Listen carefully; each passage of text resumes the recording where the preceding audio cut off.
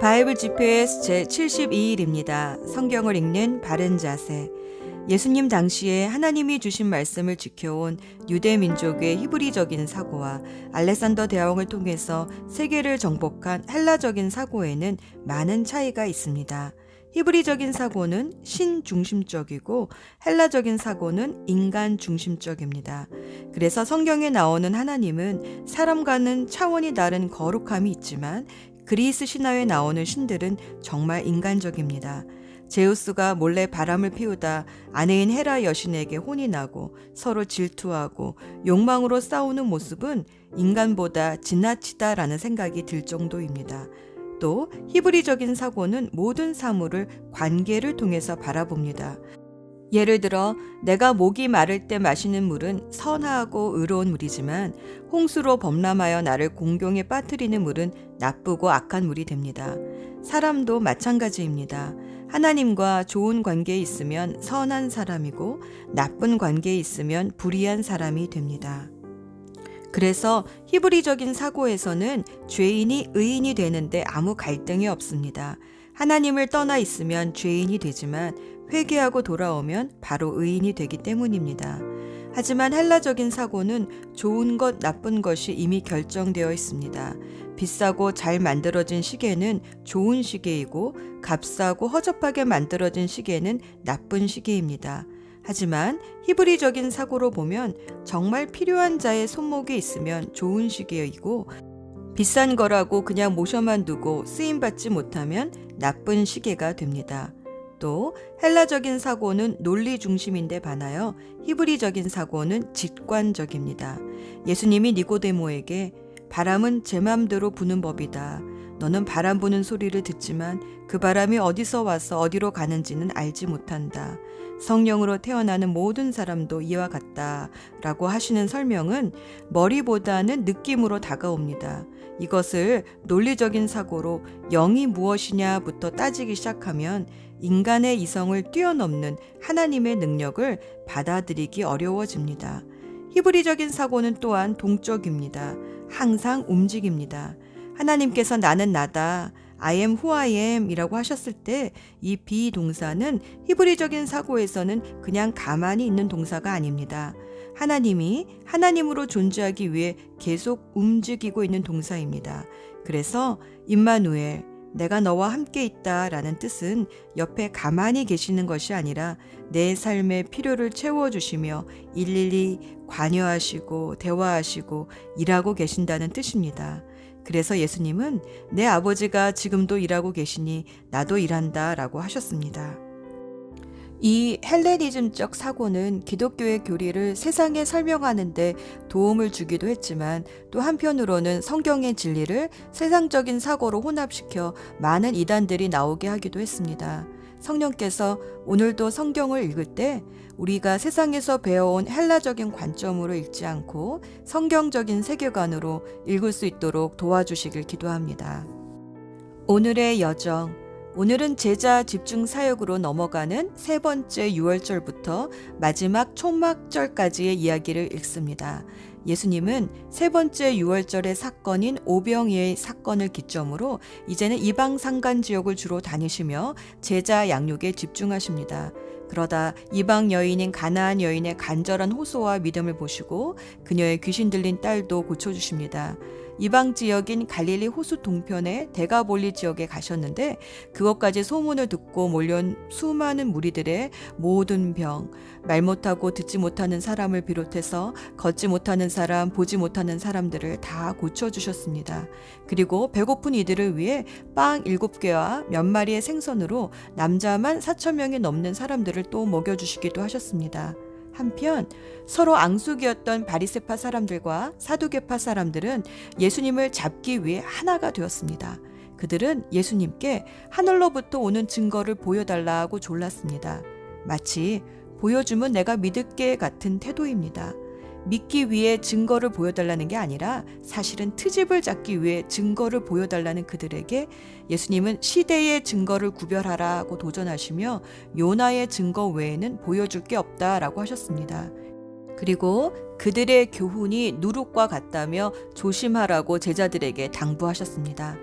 헬라의 우상들이 가득한 가이사랴 빌립보에서는 사람들이 인자를 누구라고 하느냐, 그러면 너희는 나를 누구라고 하느냐 라고 제자들에게 물어보셨습니다. 예수님은 살아계신 하나님의 아들 그리스도이십니다 라는 베드로의 신앙 고백 위에 지옥의 문을 부수는 권능을 가진 교회를 세워주시겠다 하시며 예수님이 그리스도이심을 알려주신 분은 하나님이다 라고 말씀하셨습니다. 하지만 당신이 그리스도이심을 말하지는 말라고 당부하셨습니다. 사람들이 생각했던 그리스도는 로마 제국의 압제로부터 이스라엘을 구원할 세상의 왕으로 오해하고 있었기 때문입니다. 그래서 예수님은 그때부터 당신이 예루살렘에 가시는 이유가 고난을 받고 결국 죽임을 당하시지만 3일째에는 부활하신다는 십자가의 죽음과 부활에 대해 말씀하기 시작하셨습니다. 그리스도는 세상 왕의 권력자가 아니라 죽임을 당하는 어린 양으로 오셨기 때문입니다. 하지만 제자들은 부활이 무엇인지 그 당시 이해할 수도 없었고 고난받고 죽으신다는 말씀에 놀라서 베드로는 예수님을 따로 불러내어 그러면 안 되신다고 따지다가 사단아 내 뒤로 물러나라 너는 하나님의 영광이 아니라 사람의 일만 생각한다 라며 야단 맞았습니다. 조금 전에 하나님이 주시는 영감으로 예수님이 그리스도이심을 알았던 베드로가 금방 사단에게 속임을 받아 꾸짖음을 받습니다.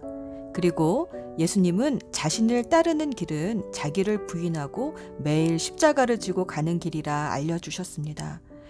그 일 후에 예수님은 베드로, 야고보 그리고 요한을 데리고 기도하러 산으로 오르셨는데 갑자기 예수님의 얼굴이 해같이 빛나고 옷이 하얗게 빛나더니 모세와 엘리야가 나타나 예루살렘에서 예수님이 당하실 일에 대해 말씀을 나누는 것이 아닙니까?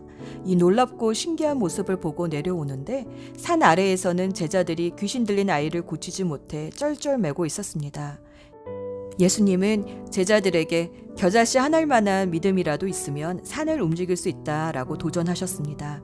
그 후 예수님과 제자들은 다시 갈릴리로 돌아오면서 예수님은 두 번째로 당신이 당할 십자가 순환에 대해 이야기해 주시지만 제자들은 두려워 그것이 무슨 뜻인지 묻지도 못하고 오히려 자기들 중에 누가 큰 자인지 논쟁을 벌였습니다.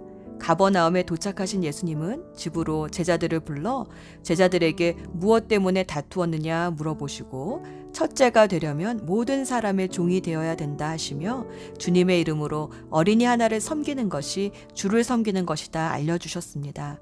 또 왕의 자녀들은 성전 세금세를 낼 필요가 없지만 베드로를 통해 성전세를 내게 하셨습니다.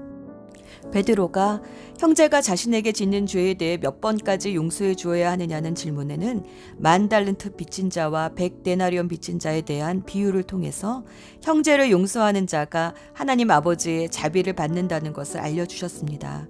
또 죄의 유혹에 대해 싸우라는 비유로 두 눈을 가지고 지옥에 들어가는 것보다 한 눈으로 천국에 들어가는 것이 낫다며 소금이 짠맛을 잃지 않도록 서로 화목하게 지내라고 당부하셨습니다.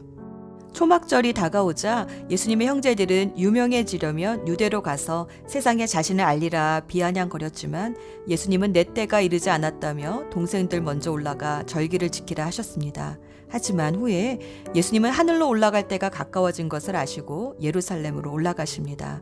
이때 제자들도 동행하는데 사마리아 마을을 통과하려 할 때 사마리아 사람들이 예루살렘으로 가는 길은 열어줄 수 없다며 막자 야고보와 요한은 예수님께 하늘로부터 불이 내려와 이 모든 사람을 태워버리자 합니다.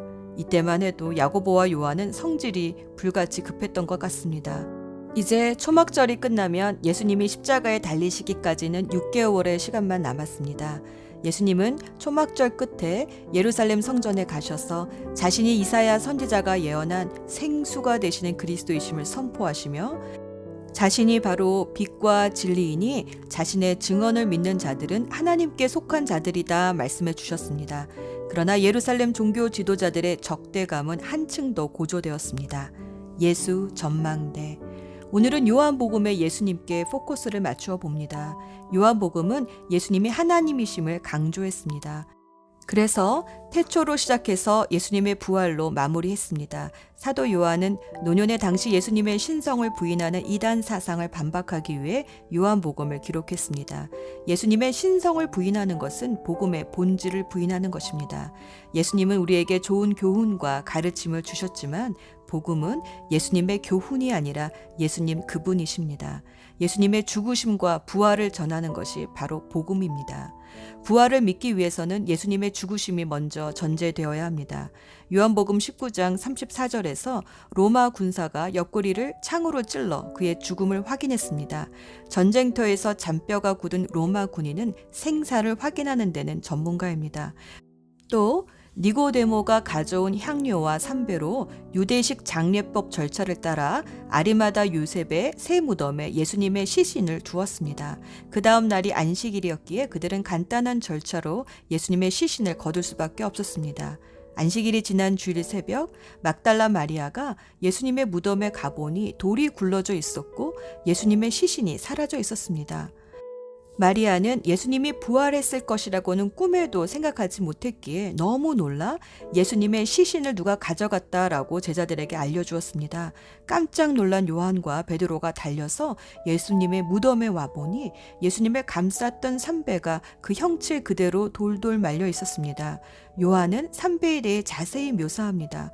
왜냐하면 누군가 예수님의 시체를 훔쳐갔다면 그 삼배가 벗겨져 있던지 아니면 그 삼배도 같이 사라졌어야 했는데 삼배가 마치 몸만 빠져나간 것처럼 돌돌 말려 있었기 때문입니다. 예수님은 부활 후에 40일 동안 제자들에게 나타나셔서 당신의 부활을 직접 확증해 주셨습니다. 부활은 기독교 신앙의 핵심입니다.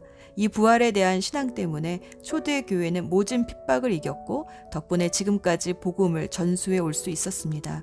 부활을 목격한 사도들은 화형을 당하고 사자굴에 던져지고 거꾸로 십자가에 달렸어도 죽음을 두려워하지 않고 오히려 기뻐했습니다. 당시 많은 성도들이 순교했지만 서로 괜찮아, 조금만 있으면 부활이야 라며 신앙을 지켰습니다. 그래서 갖은 핍박에도 불구하고 로마를 300년 만에 복음으로 정복할 수 있었습니다. 지금 내가 예수 그리스도의 복음을 듣고 믿게 되기까지 이 복음을 전수하기 위해 많은 신앙의 선배들의 피와 사랑과 눈물과 섬김과 기도가 있었습니다. 초대 교회 성도들이 사자의 으르렁거림에도 뒤로 물러서지 않았던 것처럼 오늘을 사는 성도들도 질병과 재난과 걱정과 억울함과 외로움과 비난과 가난의 으르렁거림 앞에서도 우리 부활의 신앙으로 승리할 수 있습니다. 기도합시다. 하늘이 땅에서 높듯 나의 생각과는 너무나 다르신 하나님, 오늘도 성경을 읽으며 내 짧은 지식과 논리의 한계를 뛰어넘어 주님의 지혜를 깨닫게 하옵소서. 죽으셨으나 부활하신 예수 그리스도의 이름으로 기도합니다. 아멘. 마태복음 15장. 예수님께서 그곳을 떠나 두로와 시돈 지방으로 가셨습니다. 그런데 그 지역에 사는 어떤 가나안 여자가 예수님께 와서 소리쳤습니다. 주님, 다윗의 자손이여, 저를 불쌍히 생각하시고 도와주세요. 제 딸이 귀신 들려서 매우 고통받고 있습니다. 그러나 예수님께서는 그 여자에게 한마디도 대답하지 않으셨습니다. 제자들이 예수님께 와서 청했습니다. 저 여자를 돌려보내십시오. 우리를 따라다니면서 소리 지르고 있습니다. 예수님께서 대답하셨습니다. 나는 이스라엘 집에 잃어버린 양에게로만 보냄을 받았다. 그때 그 여자가 예수님께 와서 절을 하고 간청했습니다. 주님, 도와주십시오. 예수님께서 대답하셨습니다. 자기 자식의 빵을 집어서 개에게 던져주는 것은 옳지 않다. 그 여자가 대답했습니다. 그렇습니다, 주님. 그러나 개라도 주인의 식탁에서 떨어진 음식 부스러기는 먹습니다. 그러자 예수님께서 말씀하셨습니다. 여자야, 너의 믿음이 크구나. 내가 원하는 대로 될 것이다. 바로 그때 그 여자의 딸이 나았습니다. 예수님께서는 그곳을 떠나 갈릴리 호숫가로 가셨습니다. 그리고 산 위에 올라가서 앉으셨습니다. 그러자 많은 사람들이 예수님께 왔습니다. 다리를 저는 사람, 걷지 못하는 사람, 보지 못하는 사람, 말 못하는 사람, 그 밖에 많은 병자들을 데리고 왔습니다. 이들은 병자들을 예수님의 발 앞에 두었고 예수님께서는 이들을 고쳐주셨습니다. 사람들은 말하지 못하던 사람이 말을 하고 지체장애인이 성한 몸을 갖게 되고 다리를 저는 사람이 다시 걷고 보지 못하는 사람이 다시 보는 것을 보고 모두 놀랐습니다. 그리고 이스라엘의 하나님께 영광을 돌렸습니다. 예수님께서 제자들을 부르시고 말씀하셨습니다. 이 많은 사람들이 나와 함께 3일 동안이나 있었는데 먹을 것이 없으니 불쌍하구나. 그들을 줄인 채로 돌려보내고 싶지 않다. 저들이 길에서 쓰러질지도 모른다. 제자들이 예수님께 물었습니다. 여기는 빈들인데 이처럼 많은 사람들을 배불리 먹일 만한 빵을 어디서 구하겠습니까? 예수님께서 물으셨습니다. 너희가 빵을 얼마나 가지고 있느냐? 그들이 대답했습니다. 7개입니다. 그리고 작은 생선 몇 마리가 있습니다. 예수님께서는 사람들에게 바닥에 앉으라고 지시하셨습니다. 7개의 빵과 생선을 들고 감사 기도를 드린 후 예수님께서는 이것을 나누어 제자들에게 주셨습니다. 제자들은 그것을 사람들에게 주었습니다. 모든 사람들이 먹고 배가 불렀습니다. 제자들이 남은 빵 조각을 거두어 드리니 7개의 커다란 광주리에 가득 찼습니다. 먹은 사람들은 모두 4,000명이었습니다. 이는 여자와 어린아이를 계산하지 않은 수입니다. 예수님께서 사람들을 돌려보내시고 배를 타고 마가단이라는 곳으로 가셨습니다.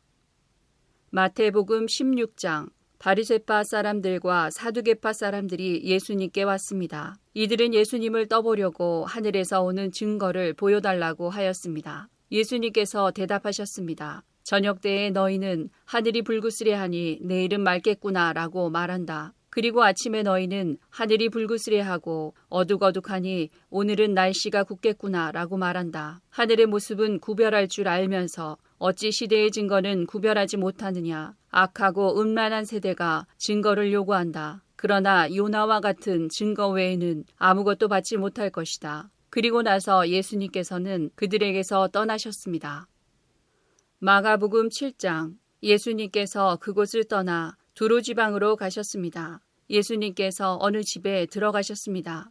그리고 이 사실을 아무에게도 알리지 않으려고 하셨습니다. 그러나 숨어 계실 수는 없었습니다. 예수님의 소문을 듣고 어떤 여자가 얼른 예수님께 와서 무릎을 꿇었습니다. 그녀에게는 더러운 귀신이 들린 딸이 있었습니다. 그녀는 그리스 사람으로 수로보니게 사람이었습니다. 그녀는 예수님께 자기의 딸에게서 귀신을 쫓아달라고 간청했습니다. 예수님께서 그 여자에게 말씀하셨습니다. 자녀들을 먼저 먹여야 한다. 자녀들의 빵을 빼앗아서 개에게 던지는 것은 옳지 않다. 그 여자가 대답했습니다. 주님, 옳습니다. 그러나 상 아래 있는 개들도 그 아이들이 흘리는 부스러기는 얻어먹습니다. 그러자 예수님께서 말씀하셨습니다. 내가 그렇게 말하니 돌아가거라. 귀신이 내 딸에게서 떠났다. 그 여자가 집에 돌아가서 침대에 누워있는 딸을 보니 귀신은 이미 나가버린 후였습니다. 다시 예수님께서는 두로 지방을 떠나 시돈을 거쳐 데가볼리 지방에 있는 갈릴리 호수로 가셨습니다. 사람들이 예수님께 듣지 못하고 말도 못하는 사람을 데리고 와서는 그에게 손을 얹어달라고 간청하였습니다. 예수님께서 그 사람을 데리고 사람들로부터 떨어진 곳으로 데리고 가셨습니다. 그리고 손가락을 그 사람의 귀에 넣으신 뒤에 손에 침을 뱉어 그의 혀를 만지셨습니다. 그리고 하늘을 우러러 보시며 깊은 숨을 쉬셨습니다. 그런 다음 그 사람에게 에바다라고 말씀하셨는데 이는 열려라 라는 뜻입니다. 그러자 그의 귀가 열리고 혀가 풀려 말을 분명하게 하게 되었습니다. 예수님께서 사람들에게 아무에게도 이 일을 말하지 말라고 명령하셨습니다. 그러나 예수님께서 하지 말라고 하시면 할수록 사람들은 더욱 널리 소문을 퍼뜨렸습니다. 그들은 정말로 놀라워하며 예수님께서 하시는 것은 모두 훌륭하다. 듣지 못하는 사람을 듣게 하고 말 못하는 사람도 말을 하게 해주신다라고 말했습니다. 마가복음 8장. 또다시 많은 사람들이 있을 때 먹을 것이 없었습니다. 예수님께서 제자들을 불러 말씀하셨습니다. 이 많은 사람들이 나와 함께 3일 동안이나 있었는데 이제 먹을 것이 없어 안타깝다. 내가 이들을 허기진 채 집에 보내면 도중에 쓰러질 것이다. 이들 중에는 멀리서 온 사람도 있다. 예수님의 제자들이 물었습니다. 이 빈들에서 어떻게 이 사람들을 배불리 먹일 빵을 구할 수 있겠습니까? 예수님께서 물으셨습니다. 너희에게 빵이 얼마나 있느냐? 제자들이 대답했습니다. 7개가 있습니다. 예수님께서 사람들에게 땅에 앉으라고 지시하신 뒤 7개의 빵을 가지고 축복하셨습니다. 그리고 빵을 떼어 제자들에게 주시면서 사람들에게 나누어 주도록 하셨습니다. 제자들이 사람들에게 빵을 나누어 주었습니다. 제자들에게 조그마한 생선도 몇 마리가 있었습니다. 예수님께서 축복하신 후 마찬가지로 나누어 주라고 하셨습니다. 모든 사람들이 배불리 먹었습니다. 그리고 먹고 남은 빵 조각을 7개의 커다란 광주리에 모았습니다. 그곳에는 약 4,000명 정도의 사람들이 있었습니다. 예수님께서 그들을 집으로 흩어보내셨습니다. 그리고 즉시 예수님께서 제자들과 배를 타시고 달마누다 지방으로 가셨습니다. 바리새파 사람들이 예수님께 와서 시비를 걸기 시작하였습니다. 이들은 예수님을 시험하려고 하늘로부터 오는 증거를 보여달라고 하였습니다. 예수님께서는 깊이 숨을 쉬시고 말씀하셨습니다. 이 세대가 어째서 증거를 찾느냐? 내가 너희에게 진정으로 말한다. 어떠한 기적도 이 세대에 보여주지 않겠다. 마태복음 16장. 제자들이 호수 건너편으로 왔는데 빵을 가져오는 것을 잊었습니다. 예수님께서 제자들에게 말씀하셨습니다. 바리새파 사람과 사두개파 사람의 누룩을 조심하여라. 제자들은 서로 수군거렸습니다. 빵을 가져오지 않았어. 예수님께서 제자들이 말하는 것을 알아채시고 말씀하셨습니다. 믿음이 적은 자들아, 어째서 빵이 없는 것을 두고 서로 수군대느냐? 아직도 깨닫지 못하느냐? 빵 5개로 5,000명을 먹인 것을 기억하지 못하느냐? 그때 남은 것을 몇 바구니에 거두어 드렸느냐? 그리고 빵 7개로 4,000명을 먹인 것을 기억하지 못하느냐? 그때 남은 조각을 몇 광주리에 거두었느냐? 내가 빵에 대하여 말하는 것이 아님을 어째서 깨닫지 못하느냐? 바리새파 사람들과 사두개파 사람들의 누룩을 주의하여라. 그제서야 제자들은 빵의 누룩에 대해 말씀하시는 것이 아니라 바리새파 사람들과 사두개파 사람들의 교훈을 주의하라는 말씀인 줄 깨달았습니다. 예수님께서 가이사랴 빌립보에 가셨습니다. 예수님께서 제자들에게 사람들이 인자를 누구라고 하느냐 하고 물으셨습니다. 제자들이 대답했습니다. 어떤 사람들은 세례자 요한이라고도 하고 또 어떤 사람들은 엘리야라고 합니다. 또 어떤 사람들은 예레미야나 예언자 가운데 한 사람이라고 합니다. 예수님께서 제자들에게 물으셨습니다. 그러면 너희는 나를 누구라고 하느냐? 시몬 베드로가 대답했습니다. 주님은 그리스도시며 살아계신 하나님의 아들이십니다. 예수님께서 베드로에게 말씀하셨습니다. 요나의 아들 시몬아, 내가 복되다. 내 혈육이 이것을 내게 알려준 것이 아니라 하늘에 계신 내 아버지께서 알려주신 것이다. 내가 내게 말한다. 너는 베드로다. 내가 이 돌 위에 내 교회를 지을 것이니 지옥의 문이 이것을 이기지 못할 것이다. 내가 내게 하늘나라의 열쇠를 줄 것이다. 무엇이든지 내가 땅에서 잠그면 하늘에서도 잠겨 있을 것이요. 무엇이든지 내가 땅에서 열면 하늘에서도 열려 있을 것이다. 그리고 나서 예수님께서 제자들에게 자신이 그리스도라는 것을 아무에게도 말하지 말라고 엄히 일렀습니다. 마가복음 8장. 예수님께서 바리새파 사람들에게 떠나 다시 배를 타시고 호수 건너편으로 가셨습니다. 제자들이 남은 빵을 가지고 오는 것을 잊었습니다. 배에는 겨우 빵 한 조각만 있었습니다. 예수님께서 제자들에게 경고를 하셨습니다. 바리새파 사람들의 누룩과 헤롯의 누룩을 조심하여라. 제자들은 빵이 없어서 그런가 하고 서로 수군거렸습니다. 예수님께서 이것을 아시고 물으셨습니다. 어째서 너희가 빵이 없는 것에 대해서 수군거리느냐? 너희가 아직도 알지 못하고 깨닫지 못하느냐? 너희의 마음이 굳어졌느냐? 너희는 눈이 있어도 보지 못하고 귀가 있어도 듣지 못하느냐? 기억하지 못하느냐? 5개의 빵을 5,000명에게 나누어 주었을 때 너희가 남은 빵을 몇 광주리에 모았느냐? 제자들이 대답했습니다. 12광주리입니다. 7개의 빵을 4,000명에게 나누어 주었을 때 너희가 몇 광주리에 거두었느냐? 제자들이 대답했습니다. 7광주리입니다. 예수님께서 아직도 깨닫지 못하느냐 하고 그들에게 물으셨습니다. 예수님과 제자들이 벳세다로 갔습니다. 거기서 사람들이 예수님께 보지 못하는 사람을 데리고 와서 손을 대어 주시기를 간청하였습니다. 예수님께서 그 사람의 손을 붙잡고 마을 밖으로 데리고 가셨습니다. 그리고 그 사람의 눈에 침을 뱉으셨습니다. 그리고 손을 그 사람에게 얹고 물으셨습니다. 무엇이 보이느냐? 그러자 그 사람의 눈이 떠졌습니다. 그가 말했습니다. 사람이 보입니다. 마치 나무가 걸어다니는 것 같습니다. 다시 예수님께서 손을 그 사람의 눈에 얹으셨습니다. 그 사람이 쳐다보려고 하였습니다. 그의 시력은 회복되어 모든 것을 분명하게 볼 수 있게 되었습니다. 예수님께서 그를 집으로 보내시며 마을로 들어가지 말라고 말씀하셨습니다. 예수님께서 제자들과 함께 가이사랴 빌립보에 있는 마을로 가셨습니다. 가시는 도중에 예수님께서 제자들에게 물으셨습니다. 사람들은 나를 누구라고 하느냐? 제자들이 대답했습니다. 세례자 요한이라고 합니다. 어떤 사람들은 엘리야라고도 합니다. 그리고 또 어떤 사람들은 예언자 가운데 한 사람이라고 합니다. 예수님께서 제자들에게 물으셨습니다. 그러면 너희는 나를 누구라고 하느냐? 베드로가 대답했습니다. 주님은 그리스도이십니다. 예수님께서 제자들에게 아무에게도 자신에 대해서 말하지 말라고 엄히 이르셨습니다. 누가복음 9장. 예수님께서 홀로 기도하고 계실 때였습니다. 예수님께서 함께 있는 제자들에게 물으셨습니다. 그들이 나를 누구라고 하느냐? 제자들이 대답하였습니다. 세례자 요한이라고 합니다. 어떤 사람들은 엘리야라고도 합니다. 또 어떤 사람들은 옛 예언자 중에 하나가 다시 살아났다고 합니다. 예수님께서 제자들에게 말씀하셨습니다. 그러면 너희는 나를 누구라고 하느냐? 베드로가 하나님의 아들 그리스도이십니다. 라고 대답했습니다. 예수님께서 제자들에게 이 사실을 아무에게도 말하지 말라고 엄히 말씀하셨습니다.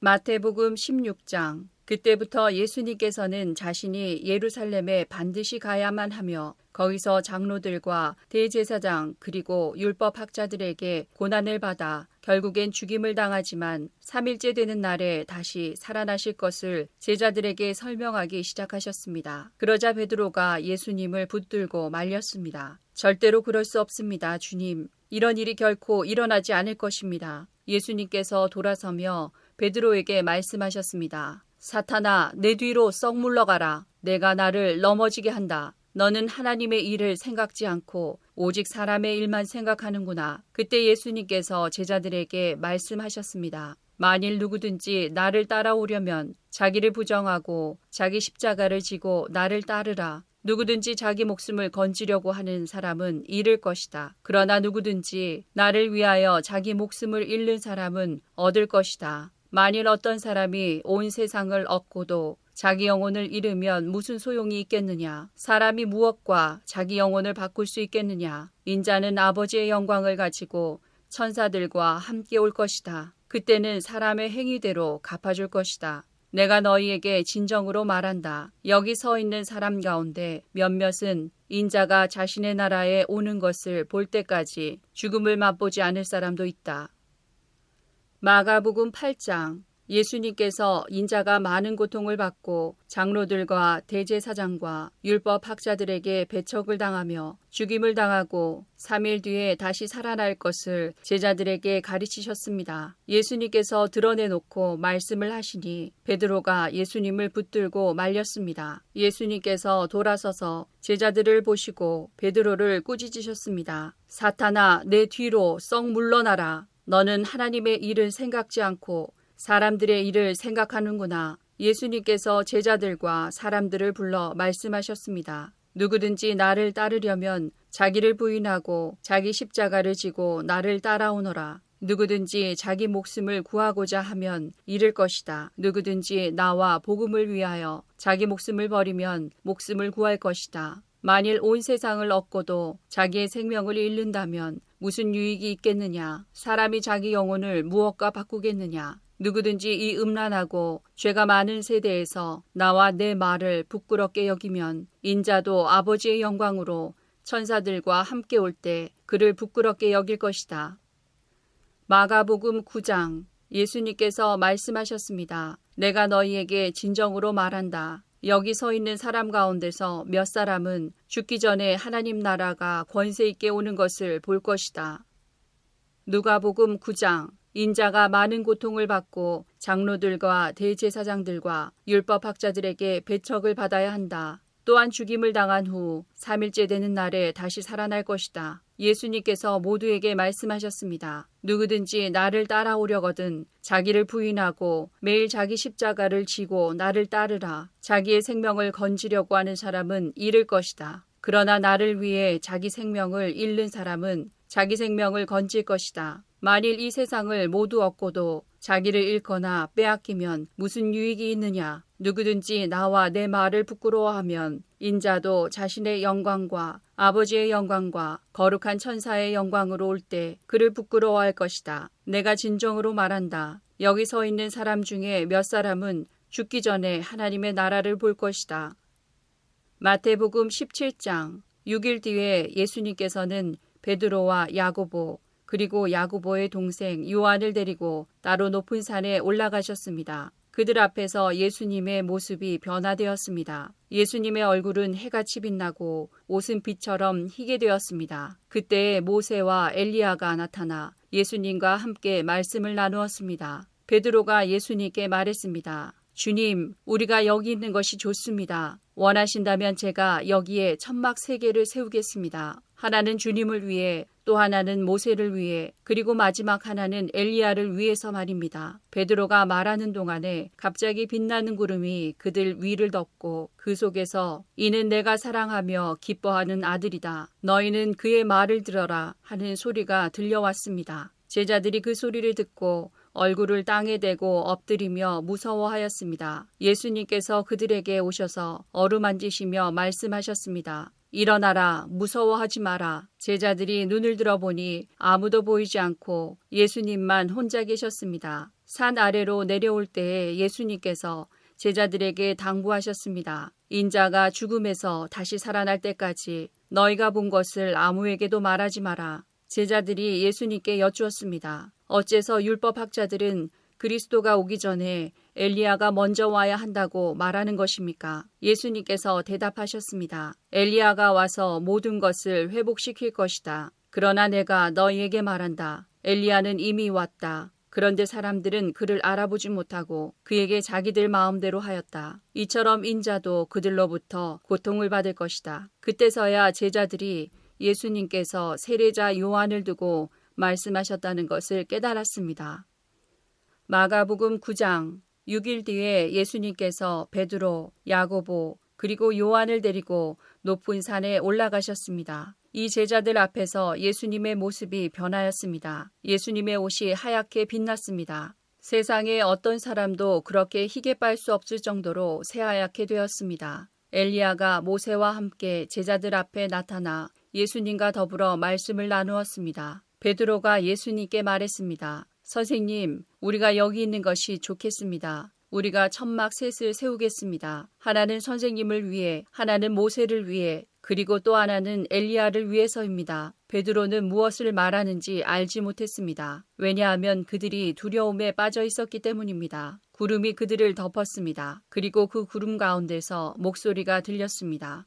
이 사람은 내가 사랑하는 아들이다. 그의 말을 들어라. 그 즉시 제자들이 주위를 둘러보았습니다. 그러나 예수님 외에는 아무도 볼 수 없었습니다. 예수님께서 제자들과 함께 산 아래로 내려오시면서 인자가 죽은 자 가운데서 다시 살아나기 전까지는 그들이 본 것을 아무에게도 말하지 말라고 명령하셨습니다. 제자들은 아무에게도 말하지 않았습니다. 그러나 제자들은 죽은 자 가운데서 다시 살아난다는 것이 무슨 뜻인가 서로에게 물었습니다. 제자들이 예수님께 물었습니다. 어째서 율법학자들은 엘리야가 먼저 와야 한다고 말을 합니까? 예수님께서 대답하셨습니다. 엘리야가 먼저 와서 모든 것을 회복시킨다. 그런데 인자가 많은 고통을 받고 멸시를 받을 것이라고 기록된 것은 어찌 된 것이냐? 내가 너희에게 말한다. 엘리야는 이미 왔다. 그런데 성경에 그를 두고 쓰여진 것처럼 사람들이 그를 자기들 마음대로 대했다. 누가복음 9장 이 말씀을 하신 지 8일 뒤에 예수님께서 베드로와 야고보와 요한을 데리고 기도하러 산으로 올라가셨습니다. 예수님께서 기도하시는 동안 얼굴 모습이 변하고 옷이 하얗게 빛났습니다. 그때 두 사람이 예수님과 함께 이야기를 하고 있었습니다. 이들은 모세와 엘리야였습니다. 그들은 영광스러운 모습으로 나타나 예루살렘에서 이루실 예수님의 죽음에 대해 말씀을 나누고 있었습니다. 베드로와 같이 있던 다른 제자들이 잠을 이기지 못하고 졸다가 깨어났습니다. 그리고 예수님의 영광을 목격하고 다른 두 사람이 예수님과 함께 서 있는 것을 보았습니다. 모세와 엘리야가 떠나려고 하자 베드로가 예수님께 말씀드렸습니다. 선생님, 우리가 여기 있는 것이 좋겠습니다. 저희들이 천막 셋을 세우겠습니다. 하나는 선생님을 위하여, 하나는 모세를 위하여, 또 하나는 엘리야를 위하여 말입니다. 베드로는 자기가 무슨 말을 하는지도 알지 못했습니다. 베드로가 이 말을 하고 있을 때 구름이 일어나서 그들을 뒤덮었습니다. 제자들이 구름 속으로 들어가게 되자 두려워하였습니다. 구름 속에서 소리가 났습니다. 이는 내 아들, 내가 택한 자이다. 그의 말을 들어라. 소리가 들릴 때 예수님만 홀로 서 계셨습니다. 제자들은 입을 다물고 자신들이 본 것에 대해 아무에게도 말하지 않았습니다. 마태복음 17장. 예수님과 제자들이 사람들에게 갔을 때 어떤 사람이 예수님께 와서 무릎을 꿇고 절을 하며 말했습니다. 주님, 제 아들에게 자비를 베풀어 주십시오. 이 아이가 간질에 걸려서 너무나 고생하고 있습니다. 이 아이는 가끔 불에도 뛰어들고 물에도 뛰어듭니다. 제가 이 아이를 제자들에게 데리고 왔었는데 고칠 수 없었습니다. 예수님께서 말씀하셨습니다. 아, 믿음이 없고 뒤틀어진 세대여. 도대체 언제까지 내가 너희와 함께 있어야 하겠느냐? 언제까지 내가 너희를 참아야 하겠느냐? 그 아이를 내게 데리고 오너라. 예수님께서 귀신을 꾸짖으셨습니다. 그러자 귀신이 아이에게서 나가고 그 아이는 즉시 나았습니다. 제자들이 예수님께 따라와서 물었습니다. 어째서 우리는 귀신을 쫓아낼 수 없었습니까? 예수님께서 대답해 주셨습니다. 너희 믿음이 적어서이다. 내가 너희에게 진정으로 말한다. 너희에게 겨자씨 한 알만한 믿음이 있으면 이 산을 향하여 여기서 저기로 움직여라 말할 것이다. 그러면 산이 움직일 것이다. 너희가 못할 일이 아무것도 없을 것이다. 제자들이 갈릴리에 모여 있었을 때 예수님께서 그들에게 말씀하셨습니다. 인자가 사람들의 손에 넘겨질 것이고 사람들은 그를 죽일 것이다. 그러나 3일째 되는 날에 다시 살아날 것이다. 그러자 제자들은 몹시 슬퍼하였습니다. 예수님과 제자들이 가버나움에 이르렀을 때 성전세를 걷는 사람들이 베드로에게 와서 물었습니다. 당신네 선생님은 성전세를 내지 않습니까? 베드로가 대답했습니다. 내십니다. 베드로가 집에 들어가자 예수님께서 먼저 말씀을 꺼내셨습니다. 어떻게 생각하느냐, 시몬아? 이 세상의 왕들은 관세와 세금을 누구에게서 받느냐? 왕의 자녀들한테서냐? 아니면 다른 사람들한테서냐? 베드로가 대답했습니다. 다른 사람들에게서입니다. 예수님께서 베드로에게 말씀하셨습니다. 그러므로 왕의 자녀들은 세금을 낼 필요가 없다. 그러나 성전세 걷는 사람들을 자극해서는 안 되겠다. 그러니 호수에 가서 낚시를 던져라. 그리고 첫 번째 낚은 물고기의 입을 벌려보아라. 은돈 1개가 있을 것이다. 그것을 가져다가 성전세 걷는 사람에게 나와 내 몫으로 주어라. 마태복음 18장. 그때 제자들이 와서 예수님께 물었습니다. 하늘나라에서는 누가 가장 높은 사람입니까? 예수님께서 한 어린아이를 부르시더니 제자들 앞에 세워놓으셨습니다. 그리고 말씀하셨습니다. 내가 너희에게 진정으로 말한다. 너희가 돌이켜 어린아이처럼 되지 않으면 하늘나라에 들어갈 수 없다. 이 어린아이처럼 자신을 낮추는 사람이 하늘나라에서 가장 높은 사람이다. 누구든지 내 이름으로 이와 같은 어린아이를 환영하는 사람은 나를 환영하는 것이다. 누구든지 나를 믿는 이런 어린아이 한 명이라도 죄를 짓게 하는 사람은 차라리 자기 목에 연자맷돌을 메고 깊은 바다에 빠지는 것이 더 나을 것이다. 사람들을 넘어지게 하는 방해물 때문에 이 세상에 화가 미친다. 방해물이 없을 수는 없다. 그러나 사람들을 걸려 넘어지게 하는 방해물과 같은 사람에게는 화가 있다. 만일 너희의 손이나 발이 너를 넘어지게 하거든 잘라서 던져버려라. 장애인으로 영원한 생명에 들어가는 것이 2손과 2발을 가지고 영원한 불에 던져지는 것보다 훨씬 낫다. 만일 너희의 눈이 죄짓게 하거든 뽑아서 던져버려라. 한 눈만 가지고 영원한 생명에 들어가는 것이 2눈을 가지고 지옥불에 던져지는 것보다는 훨씬 낫다. 이 어린아이 한 명이라도 업신여기지 마라. 내가 너희에게 말한다. 그들의 천사들이 하늘에 계신 내 아버지의 얼굴을 항상 뵙고 있다. 너희는 어떻게 생각하느냐? 만일 어떤 사람에게 100마리의 양이 있는데 그 중에서 한 마리가 길을 잃었다면 산에 99마리의 양을 남겨두고 길 잃은 그 양을 찾으러 가지 않겠느냐? 내가 진정으로 말한다. 만일 양을 찾게 되면 길을 잃지 않은 99마리의 양보다 그 양 한 마리 때문에 더욱 기뻐할 것이다. 마찬가지로 이 어린아이 중 하나라도 잃어버리는 것은 하늘에 계신 너희 아버지의 뜻이 아니다. 만일 내 형제가 내게 죄를 짓거든 가서 단둘이 있을 때의 잘못을 지적하여라. 만일 그가 내 말을 들으면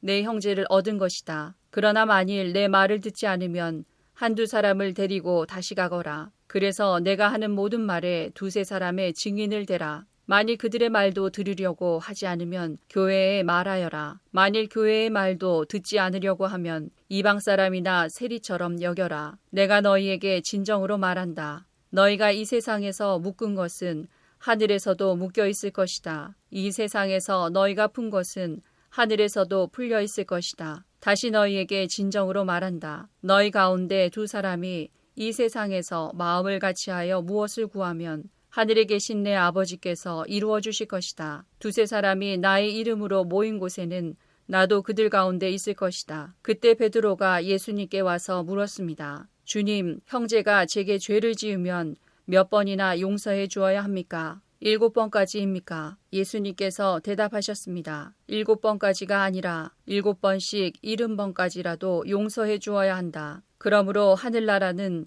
자기 종들과 셈을 가리려는 왕에 빗댈 수 있다. 왕이 셈을 시작할 때에 10,000달란트를 빚진 종이 불려왔다. 그 종은 왕에게 돈을 갚을 수가 없었다. 그래서 주인은 종에게 아내와 자녀들과 가진 것을 다 팔아 빚을 갚으라고 명령했다. 종은 주인의 무릎 아래 엎드려 빌었다. 기다려 주십시오. 제가 모든 것을 갚겠습니다. 주인은 그 종을 불쌍히 여기고 풀어주며 빚을 없던 것으로 해주었다. 그런데 그 종이 나가서 자기에게 100데나리온을 빚진 동료를 만났다. 그는 동료의 멱살을 잡고 말했다. 나에게 빌린 돈을 어서 갚아라. 동료는 그 종의 무릎 아래 엎드려 빌었다. 기다려주게. 내가 모든 것을 갚겠네. 그러나 그 종은 들어주지 않았다. 가서 동료를 감옥에 넣고 자기에게 빚진 것을 다 갚을 때까지 갇혀있게 하였다. 다른 동료들이 이 광경을 보고 매우 딱하게 여겨 주인에게 가서 일어난 일을 자세히 말씀드렸다. 그러자 주인이 그 종을 불러 말했다. 이 악한 종아, 내가 나에게 빌기에 내가 내 모든 빚을 없던 것으로 해주었다. 내가 내게 자비를 베풀었던 것처럼 너도 내 동료에게 자비를 베풀어야 하지 않느냐. 그 주인은 매우 화가 나서 그 종을 감옥에 넣고 자기에게 빚진 것을 다 갚을 때까지 감옥에 있게 하였다. 이와 같이 너희가 형제를 마음으로부터 용서하지 않는다면 하늘에 계신 내 아버지께서도 너희에게 이같이 하실 것이다. 마태복음 8장. 그때 한 율법학자가 예수님께 나와 말했습니다. 선생님, 저도 선생님이 가시는 곳이라면 어디든지 따라가겠습니다. 예수님께서 그에게 대답하셨습니다. 여우도 굴이 있고 공중의 새도 둥지가 있지만 인자는 머리 둘 곳조차 없다. 제자들 중에서 한 사람이 예수님께 말했습니다. 주님, 제가 먼저 가서 아버지의 장례를 치르도록 허락해 주십시오. 예수님께서 그에게 말씀하셨습니다. 나를 따르라. 죽은 사람의 장례는 죽은 사람이 치르도록 하여라. 마가복음 9장. 예수님과 세 제자들이 나머지 다른 제자들에게 돌아왔을 때 이들은 많은 사람들에게 둘러싸여 몇몇 율법학자들과 논쟁을 벌이고 있었습니다. 모여있던 모든 사람들이 예수님을 보자 놀라워하며 예수님께 인사하러 달려왔습니다. 예수님께서 물으셨습니다. 율법학자들과 무엇 때문에 논쟁하고 있었느냐? 무리 중에 한 사람이 대답했습니다. 선생님, 더러운 귀신이 들려서 말을 못하는 제 아들을 데리고 왔습니다. 그 귀신이 아들을 사로잡으면 아이가 땅에 넘어집니다. 그러면 입에 거품을 물고 이를 갈면서 몸이 뻣뻣해집니다. 제가 제자들에게 귀신을 쫓아달라고 했는데 하지 못하였습니다. 예수님께서 대답하셨습니다. 이 믿음 없는 세대여, 내가 얼마나 너희와 함께 있어야 하느냐? 내가 너희를 얼마나 더 두고 보아야 하느냐? 그를 내게로 데리고 와라. 제자들이 소년을 예수님께 데리고 왔습니다. 악한 귀신이 예수님을 보자마자 소년에게 경련을 일으켰습니다. 소년은 넘어져서 입에 거품을 물며 땅에 나뒹굴었습니다. 예수님께서 그 소년의 아버지에게 물으셨습니다. 이렇게 된 지가 얼마나 되었느냐? 어려서부터입니다. 귀신이 자주 아이를 죽이려고 불속이나 물속에 내던지기도 하였습니다. 할 수만 있다면 불쌍히 여기시고 도와주십시오. 예수님께서 그에게 말씀하셨습니다. 할 수만 있다면이 무슨 말이냐? 믿는 사람에게는 모든 것이 가능하다. 소년의 아버지가 즉시 소리쳤습니다. 제가 믿습니다. 제 믿음 없는 것을 도와주십시오. 예수님께서 많은 사람들이 달려와 모여드는 것을 보시고 더러운 귀신을 꾸짖으셨습니다. 이 듣지 못하고 말 못하게 하는 귀신아, 내가 너에게 명령한다. 소년에게서 나와 다시는 들어가지 마라. 더러운 귀신은 소리를 지르고 소년에게 경련을 일으키게 하고 나갔습니다. 소년은 마치 시체처럼 되었습니다. 그래서 사람들이 죽었다라고 말했습니다. 그러나 예수님께서 손을 잡고 일으키자 소년이 일어났습니다. 예수님께서 집으로 돌아가셨을 때 제자들이 조용히 여쭈었습니다. 어째서 우리는 내쫓지 못했습니까? 예수님께서는 이런 종류의 귀신은 오직 기도로만 쫓아낼 수 있다고 대답하셨습니다. 예수님과 제자들이 그곳을 떠나 갈릴리를 지나가셨습니다. 예수님께서는 이것을 알리기를 꺼려 하셨습니다. 예수님께서 제자들을 가르치셨습니다. 인자가 사람들의 손에 넘겨질 것이고 그들은 인자를 죽일 것이다. 그러나 죽은 지 3일 뒤에 다시 살아날 것이다. 그러나 제자들은 이 말씀을 이해하지 못했습니다. 그리고 예수님께 묻기를 두려워했습니다. 예수님과 제자들이 가버나움으로 갔습니다. 예수님께서 집에 계실 때 제자들에게 물으셨습니다. 너희가 오는 길에 무엇을 두고 논쟁을 벌였느냐? 제자들은 잠잠했습니다. 왜냐하면 그들이 자기 중에서 누가 가장 높은가를 두고 길에서 다투었기 때문입니다. 예수님께서는 앉으셔서 12 제자를 부르셨습니다. 그리고 말씀하셨습니다. 누구든지 첫째가 되려면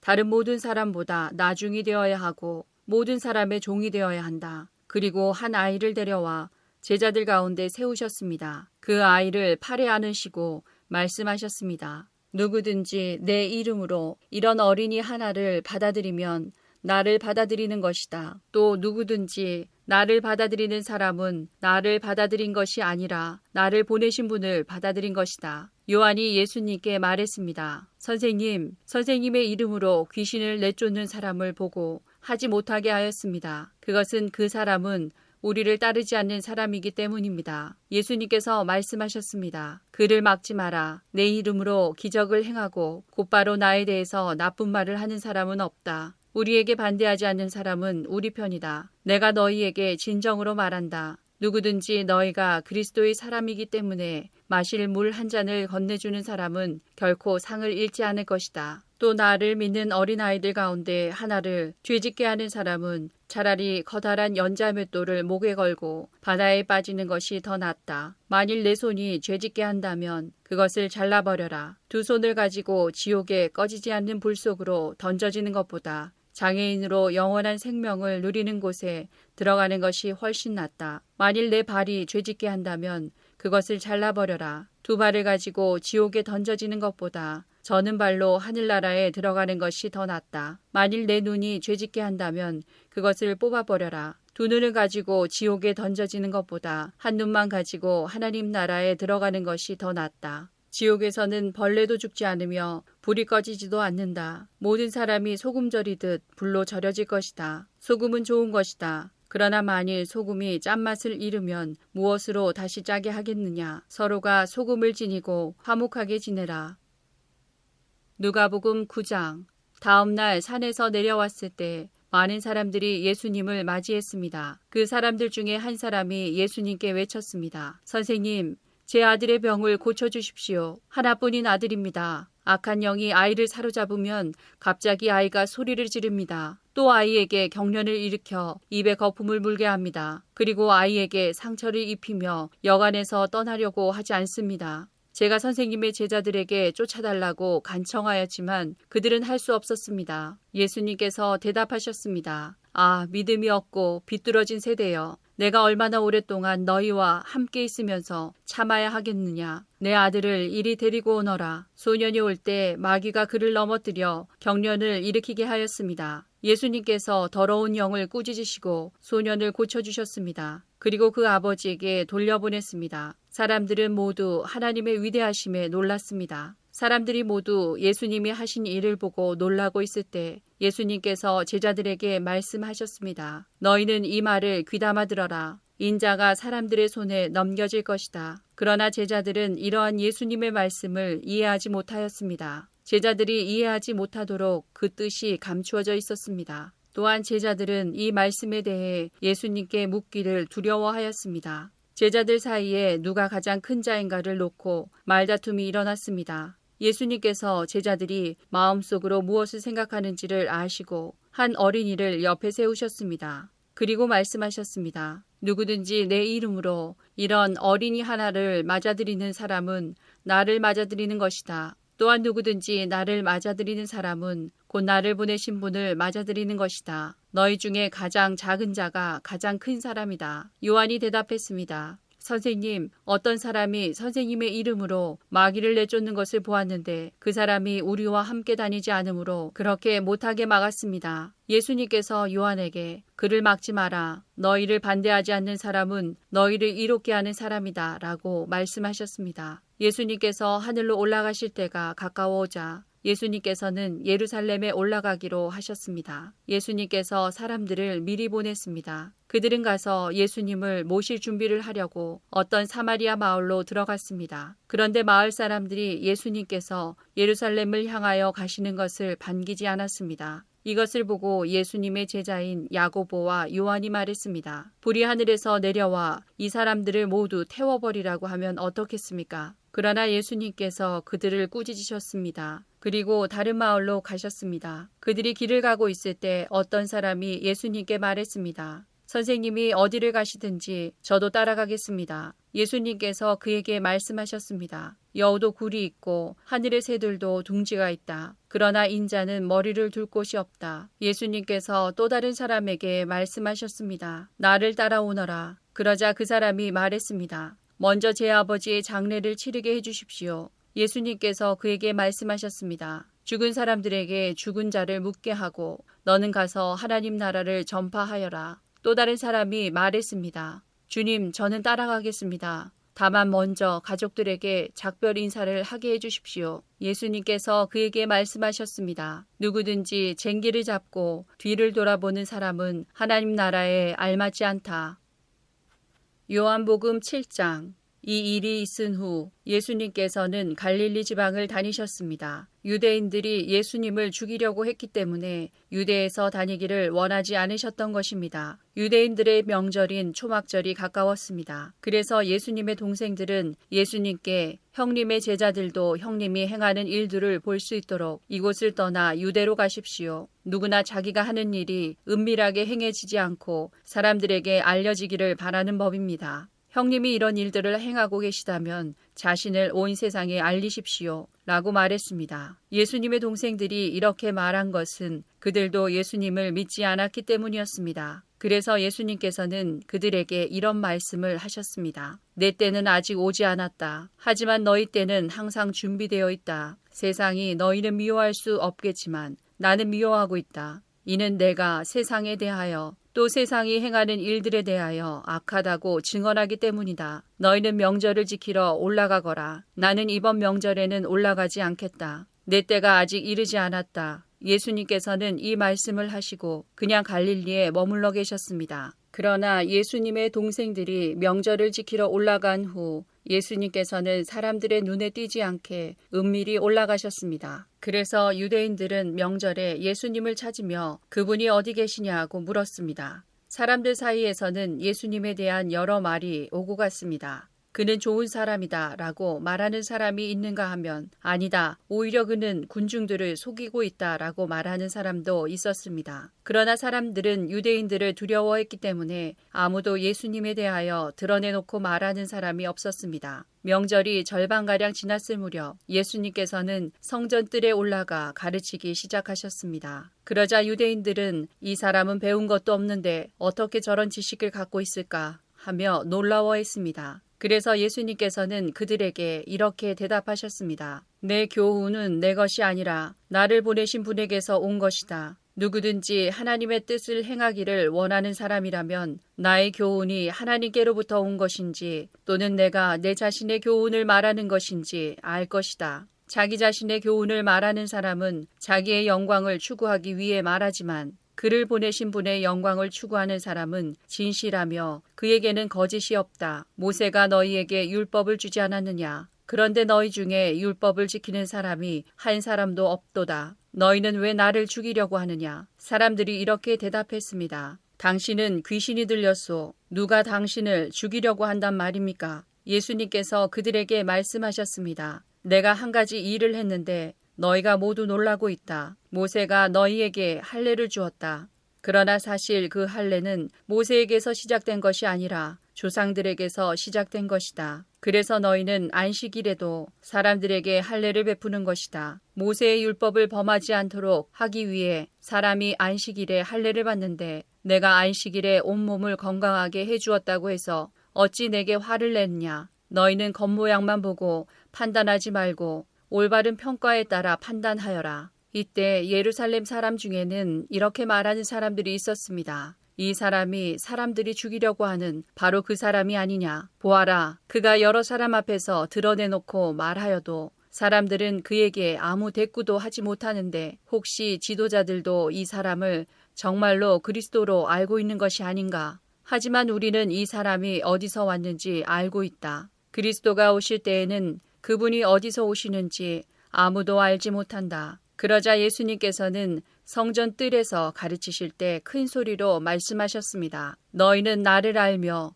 또 내가 어디서 왔는지도 알고 있다. 그러나 나는 이곳에 내 스스로 온 것이 아니다. 나를 보내신 분은 참되시다. 너희는 그분을 알지 못하지만 나는 그분을 아는 것이 내가 그분에게서 왔고 그분은 나를 보내셨기 때문이다. 이 일 때문에 사람들이 예수님을 붙잡으려고 하였습니다. 하지만 아무도 그분에게 손을 대는 사람은 없었습니다. 이는 아직 그분의 때가 되지 않았기 때문입니다. 그러나 무리 중에 많은 사람이 예수님을 믿었습니다. 그 사람들은 그리스도께서 오신다고 해도 과연 그가 행하실 표적들이 이 사람이 한 것보다 더 많겠는가라고 말했습니다. 사람들이 예수님을 가리켜 이렇게 수군대는 것을 바리새인들이 들었습니다. 그래서 대제사장들과 바리새인들이 예수님을 붙잡으려고 성전 경비대를 보냈습니다. 예수님께서는 나는 잠시 동안 너희와 함께 있다가 나를 보내신 분에게 갈 것이다. 너희가 나를 찾을 것이나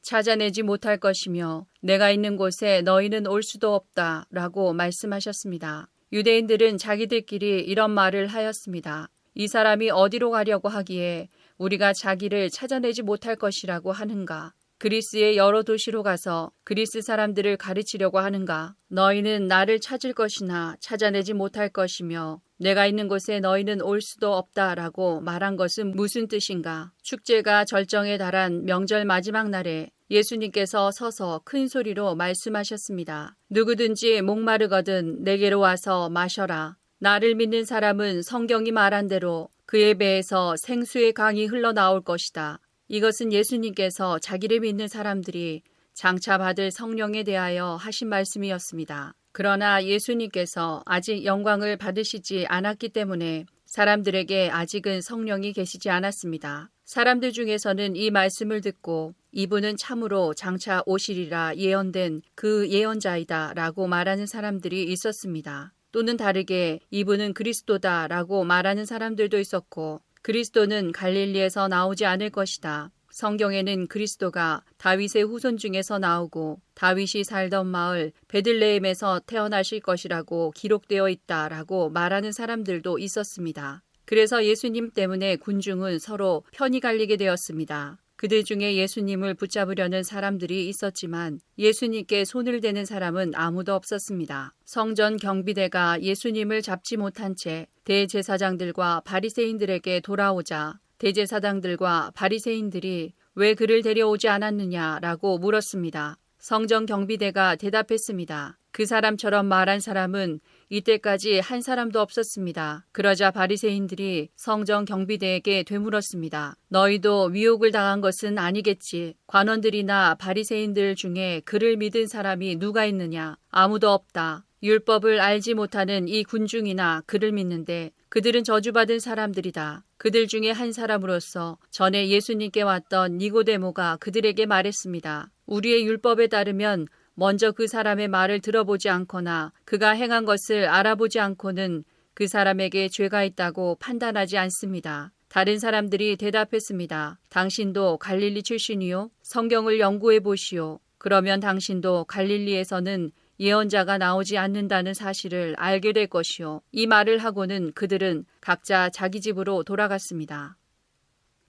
요한복음 8장. 그리고 예수님께서는 올리브산으로 가셨습니다. 이튿날 이른 아침에 예수님께서는 다시 성전 뜰로 가셨습니다. 온 백성이 그분 주변에 모여들자 예수님께서는 자리를 잡고 앉으셔서 그들에게 가르치기 시작하셨습니다. 그때 서기관들과 바리새인들이 간음하다가 현장에서 잡힌 여인 한 명을 끌고 와서 모인 사람들의 앞에 세우고 예수님께 물었습니다. 선생님, 이 여인이 간음하다가 현장에서 붙잡혔습니다. 모세는 율법에서 이런 여자들을 돌로 쳐 죽이라고 우리에게 명령하였습니다. 그런데 선생님은 뭐라고 말씀하시겠습니까? 그들은 예수님을 고소할 구실을 얻기 위해 이렇게 시험한 것이었습니다. 그러나 예수님께서는 몸을 굽혀 손가락으로 땅에 글을 쓰셨습니다. 사람들이 그 자리에 서서 계속해서 묻자 예수님께서는 몸을 일으켜 그들에게 말씀하셨습니다. 너희 중에 죄 지은 적이 없는 사람이 먼저 이 여인에게 돌을 던져라. 이 말씀을 하시고 예수님께서는 다시 몸을 굽혀 땅에 글을 쓰셨습니다. 사람들은 이 말씀을 듣자 나이 많은 사람들로부터 시작하여 하나둘씩 떠나가고 예수님과 거기 홀로 서 있는 여인만 남게 되었습니다. 예수님께서 몸을 일으켜 그 여인에게 말씀하셨습니다. 여자여, 너를 고소하던 사람들이 어디 있느냐? 아무도 너를 정죄하지 않았느냐? 여인이 대답했습니다. 주님, 아무도 없습니다. 그러자 예수님께서 나도 너를 정죄하지 않는다. 가거라. 그리고 다시는 죄를 짓지 마라 하고 말씀하셨습니다. 그 후에 예수님께서 다시 사람들에게 말씀하셨습니다. 나는 세상의 빛이다. 나를 따르는 사람은 어둠 속에서 생활하지 않을 것이며 생명의 빛을 얻을 것이다. 그러자 바리새인들이 예수님께 말했습니다. 당신이 당신 자신에 대해 증언하는 것은 사실이라고 할 수 없소. 이에 대해 예수님께서 대답하셨습니다. 그렇다. 나는 나 자신에 대해서 증언한다. 하지만 나의 증언은 참되다. 이는 내가 어디서 왔으며 어디로 갈지 알고 있기 때문이다. 그러나 너희는 내가 어디서 왔으며 어디로 가는지를 알지 못한다. 너희는 세상의 표준을 가지고 판단하지만 나는 아무도 그렇게 판단하지 않는다. 설령 내가 판단한다 하더라도 나의 판단은 참되다. 이는 내가 판단할 때에 혼자서 판단하는 것이 아니라 나를 보내신 아버지께서 나와 함께 판단하시기 때문이다. 너희의 법에도 두 사람의 증언은 참되다고 기록되어 있다. 내가 나 자신에 대해서 증언하는 사람이며 또 나를 위해 증언하시는 분은 나를 보내신 아버지이시다. 그 사람들이 예수님께 물었습니다. 당신의 아버지가 어디 계십니까? 예수님께서 대답하셨습니다. 너희는 나도 알지 못하고 나의 아버지도 모른다. 만일 나를 알았다면 또한 나의 아버지도 알았을 것이다. 이 모든 것은 예수님께서 성전 뜰, 헌금함을 보관해 두는 곳에서 사람들을 가르칠 때 하신 말씀입니다. 그러나 아무도 그분을 잡지 못했습니다.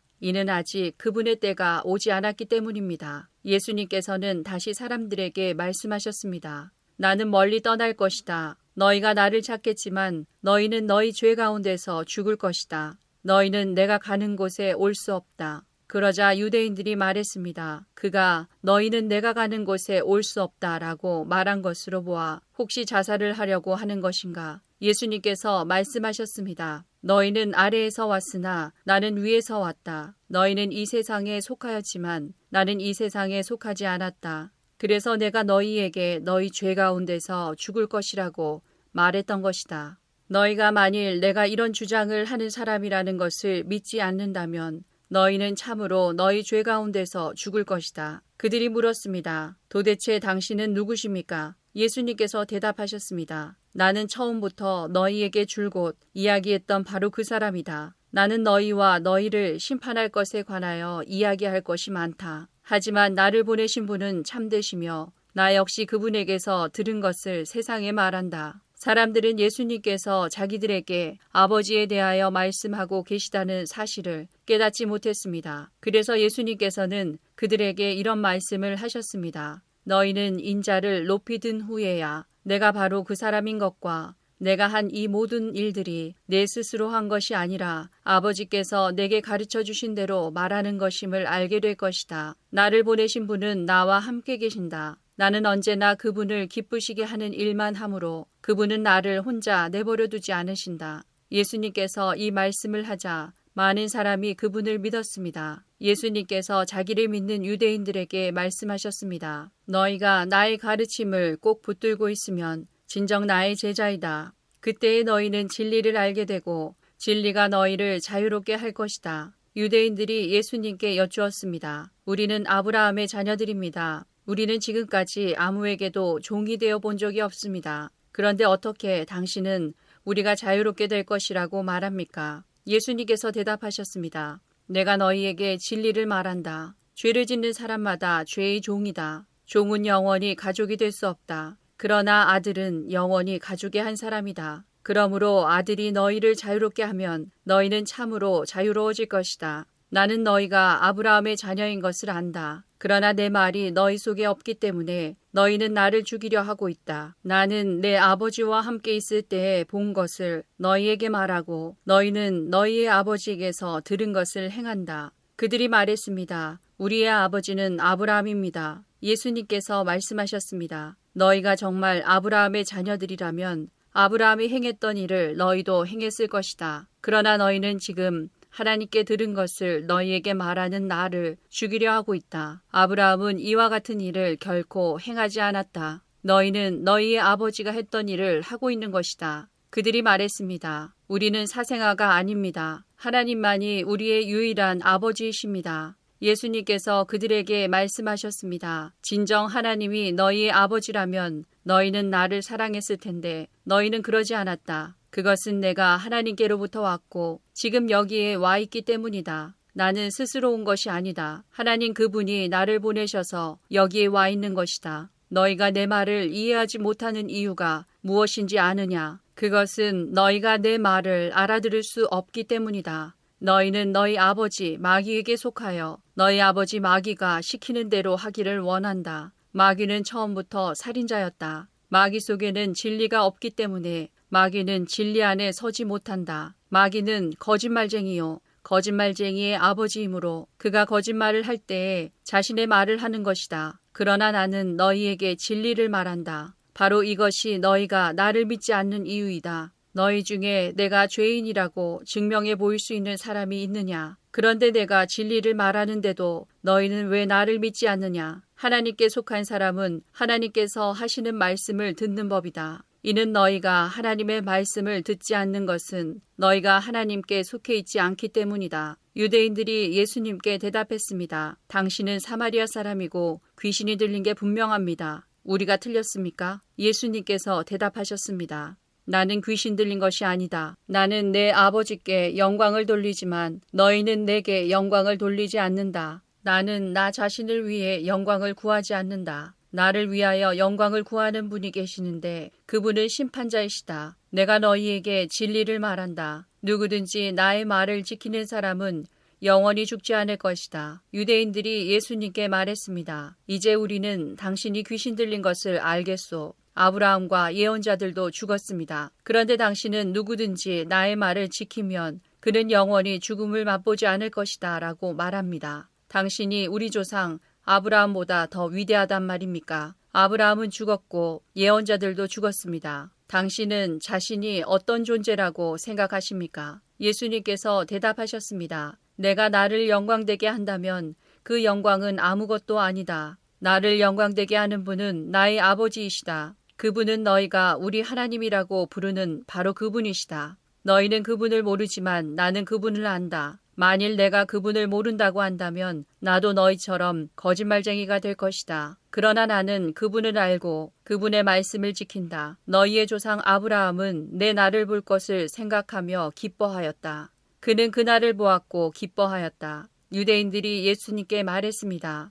당신은 아직 50세도 안 되었는데 아브라함을 보았단 말이요. 예수님께서 대답하셨습니다. 내가 너희에게 진리를 말한다. 아브라함이 태어나기도 전에도 나는 존재한다. 예수님께서 이런 말씀을 하시자 사람들은 예수님께 돌을 집어던지려고 하였습니다. 그러자 예수님께서는 몸을 피해 성전 뜰을 빠져나가셨습니다.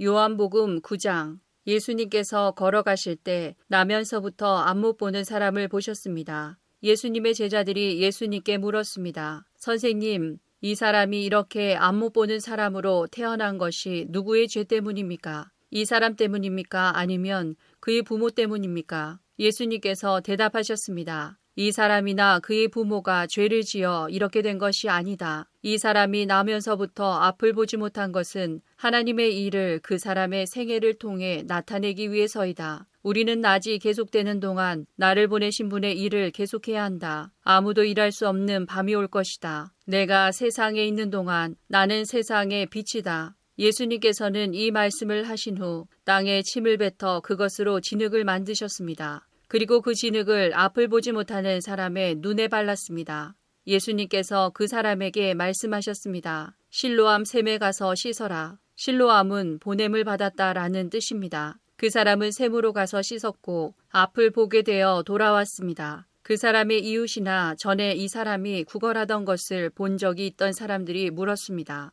이 사람은 앉아서 구걸하던 사람이 아니냐? 맞아, 이 사람이 그 사람이다 라고 말하는 사람이 있었는가 하면 아니야, 이 사람은 전에 구걸하던 사람이 아니야. 단지 그와 비슷한 사람일 뿐이야 라고 우기는 사람도 있었습니다. 그러나 그 남자는 내가 바로 그 사람입니다 라고 말했습니다. 그래서 사람들이 그 사람에게 물었습니다. 도대체 당신은 어떻게 눈을 뜨게 되었소? 그 사람이 이렇게 대답했습니다. 예수라고 하는 분이 진흙을 만들어 그것을 내 눈에 바르고 실로암 샘에 가서 씻으라고 말씀하셨습니다. 내가 가서 씻었더니 보게 되었습니다. 사람들이 물었습니다. 그 사람이 지금 어디에 있소? 그 남자는 나도 모릅니다 라고 대답했습니다. 사람들은 전에 보지 못했던 사람을 바리새인들에게 데려갔습니다. 예수님께서 진흙을 만들어 그 사람의 눈을 뜨게 해준 날은 안식일이었습니다. 바리새인들은 다시 그 남자에게 그가 어떻게 보게 되었는지를 물었습니다. 그 사람이 이렇게 대답했습니다. 그분이 진흙을 내 눈에 발랐습니다. 내가 씻었더니 보게 되었습니다. 바리새인 중에는 이 사람이 안식일을 지키지 않으므로 그는 하나님께로부터 온 사람이 아니다 라고 말하는 사람이 있었습니다. 한편 어떤 사람은 죄인이 어떻게 이와 같은 표적을 행할 수 있겠습니까? 라고 말하였습니다. 그래서 바리새인들 사이에 편이 갈렸습니다. 바리새인들은 그 남자에게 다시 물었습니다. 그분이 당신의 눈을 뜨게 하였는데 당신은 그 사람에 대해 어떻게 생각합니까? 그 남자가 대답했습니다. 그는 예언자입니다. 유대인들은 그 남자가 전에는 앞을 보지 못했는데 이제는 보게 되었다는 사실을 믿지 않았습니다. 그래서 그들은 그 남자의 부모에게 사람을 보내어 물어보았습니다. 이 사람이 당신의 아들 맞습니까? 당신들은 그가 나면서부터 보지 못하게 되었다고 이야기했는데 그가 지금은 어떻게 해서 보게 되었습니까? 그의 부모가 대답하였습니다. 그 아이가 우리 아들인 것을 알겠고 또 날 때부터 앞 못 보는 아이였다는 것도 알겠는데 그 애가 지금은 어떻게 보게 되었는지 또 누가 그 아이의 눈을 뜨게 해주었는지 우리도 잘 모르겠습니다. 우리 아이는 자기 문제에 대해서는 자기가 대답을 할 만큼 나이도 먹었으니 그 아이에게 직접 물어보십시오. 그의 부모가 이렇게 말한 것은 유대인들을 두려워했기 때문입니다. 또한 유대인들은 예수를 그리스도라고 인정하는 사람은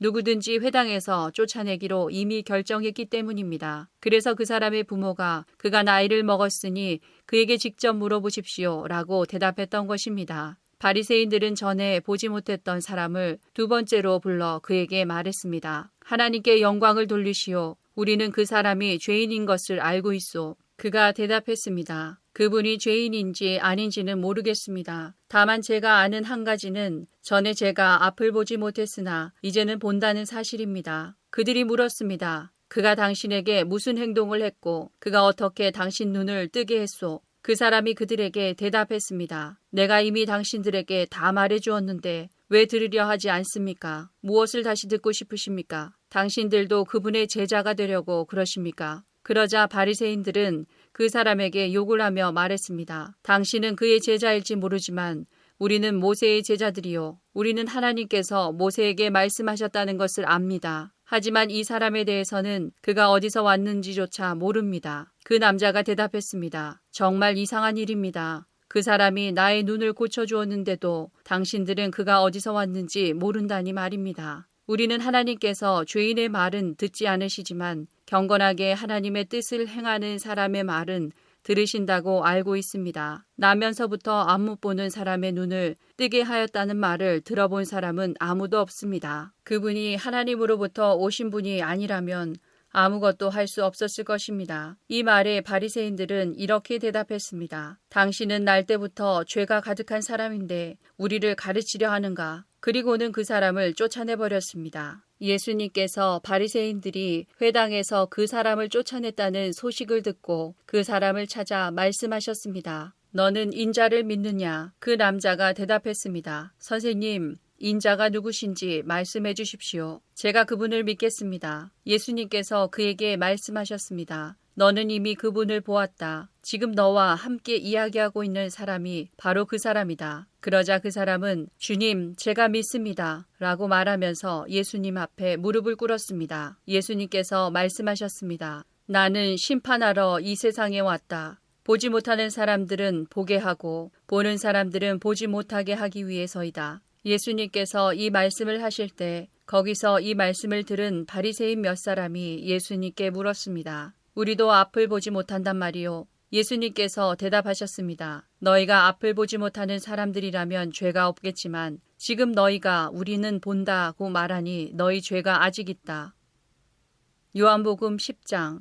내가 너희에게 진리를 말한다. 양 우리의 문으로 들어가지 않고 다른 곳으로 넘어가는 사람은 도둑이며 강도다. 문으로 들어가는 사람이 양의 목자다. 문을 지키는 사람은 목자를 위해 문을 열어준다. 양들은 목자의 음성을 듣고 목자는 양들의 이름을 부르며 그들을 밖으로 인도한다. 목자가 자기 양을 모두 밖으로 이끌어낸 후 양들은 목자의 음성을 알기 때문에 그의 뒤를 따른다. 하지만 양들은 낯선 사람을 절대로 따라가지 않는다. 양들은 낯선 사람의 음성을 알지 못하기 때문에 그 사람에게서 멀리 도망간다. 예수님께서는 이 비유를 들어 사람들에게 말씀하셨습니다. 그러나 사람들은 그분이 자기들에게 하시는 말씀이 무슨 뜻인지 깨닫지 못했습니다. 예수님께서 다시 말씀하셨습니다. 내가 너희에게 진리를 말한다. 나는 양들의 문이다. 나보다 앞에 온 사람들은 다 도둑이며 강도들이다. 양들은 그 사람들의 말을 듣지 않는다. 나는 문이다. 나를 통해 들어가는 사람은 구원을 얻을 것이다. 그 사람은 들어가기도 하고 나가기도 하며 또 좋은 목초를 발견하기도 할 것이다. 도둑은 훔치고 죽이고 파괴하기 위한 목적으로 온다. 그러나 나는 양들이 생명을 더욱 풍성히 얻게 하기 위해 왔다. 나는 선한 목자다. 선한 목자는 양을 위하여 자기 목숨을 내놓는다. 품삯을 받고 양을 돌보는 사람은 사실 목자가 아니며 양도 자기 양이 아니다. 그 사람은 늑대가 오는 것을 보면 양만 남겨두고 멀리 도망가 버린다. 그러면 늑대는 양을 공격하여 양들을 흩트린다. 그 사람은 단지 품삯을 받고 양을 치는 사람이기 때문에 그 양을 돌보지 않는다. 나는 선한 목자다. 나도 내 양을 알고 내 양도 나를 알아본다. 아버지께서 나를 아시듯이 나도 아버지를 안다. 그리고 나는 양을 위하여 목숨을 내놓는다. 내게는 이 우리 안에 있지 않은 다른 양들도 있다. 나는 그 양들도 인도해야 한다. 그 양들도 내 음성을 들을 것이다. 그래서 한 목자 아래서 한 무리가 될 것이다. 아버지께서 나를 사랑하시는 것은 내가 나의 목숨을 스스로 버리기 때문이다. 나는 목숨을 다시 얻기 위하여 목숨을 버린다. 아무도 내게서 목숨을 빼앗을 사람이 없고 다만 내 스스로 생명을 내놓는 것이다. 나는 목숨을 내놓을 권세도 있고 그것을 다시 찾을 권세도 있다. 나는 이 계명을 내 아버지에게서 받았다. 예수님의 이 말씀 때문에 유대인들 사이에 또다시 편이 갈리게 되었습니다. 이들 중 많은 사람이 그가 귀신이 들렸다고 하거나 그가 미쳤다. 너희가 왜 그 사람의 말을 듣느냐라고 말하기 시작했습니다. 그러나 이것은 귀신 들린 사람의 말이 아니다. 귀신이 앞을 보지 못하는 사람의 눈을 뜨게 할 수 있느냐라고 말하는 사람들도 있었습니다.